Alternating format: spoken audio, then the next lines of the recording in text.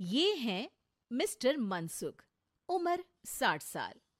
वैसे तो इनकी उम्र है राम नाम जपने की, पर मनसुख दिन रात अलग अलग लड़कियों का नाम जपते रहते हैं।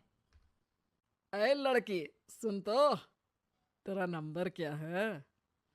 अंकल, अभी तो आपका नंबर है। अर्थी बुक कर लो अपने लिए। अरे अभी तो मैं जवान हूँ लड़की, सफेद बालों पे मत जा। मनसुख राम को लड़कियां छेड़ने की गलत आदत थी। पत्नी बहुत पहले गुजर गई थी, जिसके बाद मनसुख खुले बैल की तरह हो गए। जहां दिखी नारी वहां लाइन मारी। मनसुख राम के पड़ोसी सोनी जी के यहाँ नई बहू आई। नाम था कल्याणी। अरे वाह बेटा कल्याणी, तेरे आते ही घर में खुशी खुशी हो गई है बेटा। अरे माँ जी, जलेबी खाओ, बात मत करो, बोलने से खुशी को नजर ना लग जाए। जैसे मोहल्ले की हर लड़की पे मनसुख की नजर थी, वो कल्याणी को भी बुरी नजर से देखता है। एक दिन कल्याणी छत पे मिर्ची सुखाने जाती है। दूसरे छत पे खड़ा मनसुख गाना गाने लगता है। उफ उफ मिर्ची, हाय हाय मिर्ची, देखे तो तुझे लग जाए मिर्ची। कल्याणी को लगता है कि यूं ही गा रहे हैं, शौकिया तौर पर ये तो होता ही रहता है। एक दिन कल्याणी आंगन में पौधों को पानी दे रही होती है। फूल हूँ गुलाब का, चमेली का न समझना, आशिक हूँ मैं आपका, सहेली का न समझना। कल्याणी को ये बात बहुत अजीब लगती है, क्योंकि शायरी बोलते वक्त मनसुख उसी की तरफ देख रहा था। वो अंदर जाती है और अपनी सास को कहती है, ये जो हमारे पड़ोसी हैं। अरे दूर रहना उससे। हाँ, दूरी रहूंगी, पर ये थोड़े अजीब नहीं है? अरे अजीब, आवारा, ठरकी, पता नहीं क्या क्या आदमी है वो। हर लड़की पर नजर डालता है वो। उसकी उम्र की वजह से कोई उसे कहता नहीं। बाकी उसे आसपास रखना भी नहीं चाहिए। अरे पर ऐसे थोड़ी ना चलेगा, एफआईआर करवा देनी चाहिए। हवालात में हवा और लात खाएंगी तो समझ जाएंगे।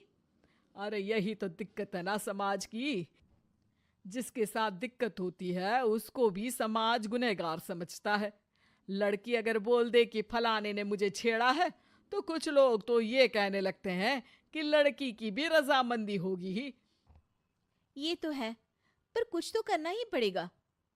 नहीं बेटा, कुछ मत कर। जबरदस्ती हम किसी से लड़ेंगे नहीं। हमारा परिवार इज्जतदार परिवार है।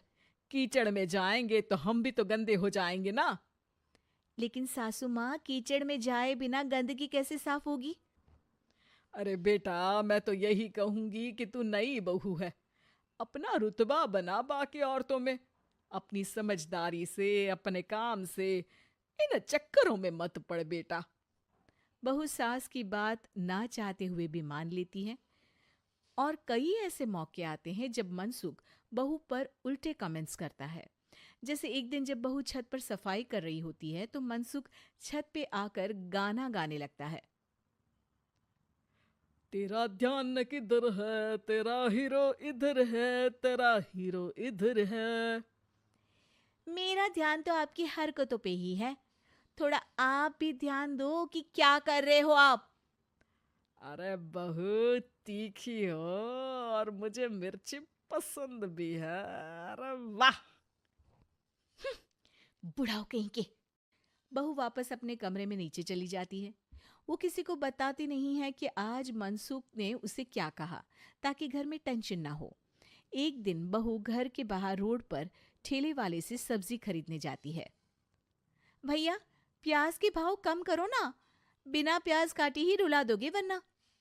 तभी बहू की नजर मनसुख पर पड़ती है, जो वहां से गुजर रही एक लड़की को देखकर कहता है, शीशी भरी गुलाब की, पत्थर पे फोड़ दूं। तेरे लिए तो जाने मन जीना भी छोड़ दूं। लड़की सहम जाती है। उसकी उम्र शायद 18-19 साल की रही होगी। बहू ने जब ये देखा कि मनसुख ने इतनी छोटी उम्र की लड़की को तंग किया है, तो वो घर में जाके अपने पति से कहती है, तुम्हारा पड़ोसी मनसुख। अरे बहुत नीच आदमी है। अरे कुछ करते क्यों नहीं उसका? अरे मैं क्या करूं? पड़ोस में गंदगी है, हटानी तो पड़ेगी ना। मेरा साथ दोगे? दूंगा, लेकिन करना क्या है? हम फंसेंगे तो नहीं ना? डरो मत, अच्छे काम करने से डरना नहीं चाहिए।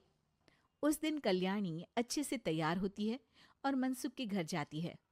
अरे वाह, आज तो घर में चांद उतर आया है। आपकी शायरी, आपके गाने मुझे यहाँ खींच लाए। शाम को मेरे पति और सास घर पर नहीं रहेंगे। आप मेरे घर आ सकते हैं चाय पीने। अरे जरूर जरूर, मुझे पता था तुम समझदार हो, पर इतनी जल्द मुझे पसंद करने लगोगी ये नहीं सोचा था। चाय पे इंतजार रहेगा। मनसुख शाम को कल्याणी के घर चला जाता है। आप बेडरूम में बैठिए, वहां चाय पियेंगे। अरे वाह बेडरूम में चाय मनसुख हंसता हुआ बेडरूम में जाता है और वहां का नजारा देख के घबरा जाता है। वहां पर मोहल्ले की वो सारी लड़कियां खड़ी हैं जिनको आज तक मनसुख ने छेड़ा था। कल्याणी भी बेडरूम में जाके दरवाजा अंदर से बंद कर लेती है। अब बेडरूम से सिर्फ डम डम डिशुम डिशुम की आवाज आती है और बीच बीच में मनसुख की चीखें भी सुनाई देती हैं। अरे माफ कर दो बिटिया, अरे नहीं नहीं नहीं, अरे डंडे से नहीं, अरे अरे लग जाएगी, अरे आई। बेडरूम का दरवाजा खुलता है और मनसुख की हालत एक लुटे फटे कौवे जैसी हो जाती है। किए की सजा तो मिलनी ही थी आपको, लेकिन आपकी और आपसे ज्यादा हमारी इज्जत का भी ख्याल रखना था। इसलिए इस बार शांति से धर धर के धरना किया हमने आपकी। अगर जरूरत पड़ी तो बाहर जुलूस भी निकाल सकते हैं। आप ऐसी गलती नहीं करूंगा, मुझे माफ कर दो। बहू मनसुख को बाहर छोड़ने जाती है। मनसुख अपने घर की तरफ बढ़ता है।